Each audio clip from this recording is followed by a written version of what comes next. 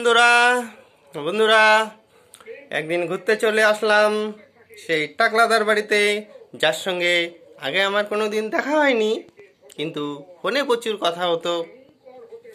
তা বিশেষ এক দরকারে চলে আসলাম তার গ্রামে।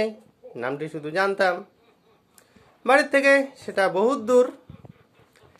আস্তে আস্তে দুপুর হয়ে গেল, এসে পৌঁছালাম সেই গ্রামে।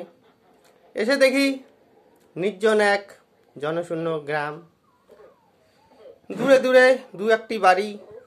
তা এখন কাকে জিজ্ঞাসা করব যে টাকলাদার বাড়ি কোনটা? এদিক ওদিক দেখছি, একটু ঘোরাফেরা করলাম, খুঁজে পাচ্ছি না। দীর্ঘক্ষণ অপেক্ষা করার পর ধৈর্যের বাঁধ শেষ। বিকাল হয়ে এলো, ভাবছি এবার বাড়ি ফিরে আসতে হবে। তা বাড়ির উদ্দেশ্যে রওনা দেবই, সেই টাইমে দেখছি দূরে এক ভদ্রলোক বাইকে করে আসছে, হেলমেট মাথা অবস্থায়। তো আমি ভাবলাম কাছে আসুক, জিজ্ঞাসা করব। তো কিছুক্ষণের মধ্যে কাছে চলে এলো। আমি জিজ্ঞাসা করলাম দাঁড় করিয়ে, দাদা টাকলাদার বাড়িটা কোনটা একটু বলে দিন। তো লোকটি বাইক থেকে নামলো, নেমে কিছুক্ষণ দাঁড়িয়ে রইলো। ওই এক চিৎকার করে উঠলো, তোমার সাহস তো খুব হয়েছে, তুমি টাকলা বলে রাখছো, তার নাম আছে।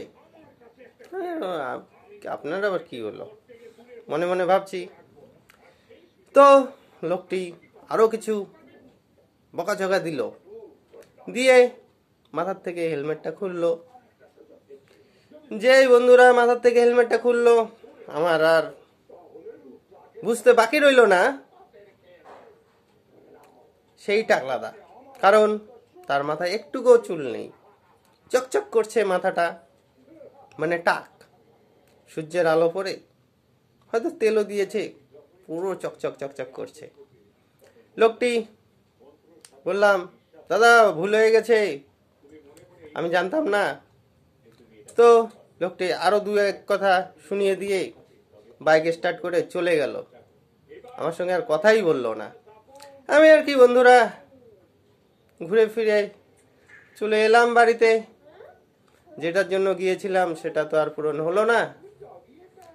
সো টাটা, মস্তিতে থাকো, সবাই এনজয় করো। Good night and sweet dreams. Tata বন্ধুরা, আবার মর্নিংয়ে দেখা হচ্ছে। So tata.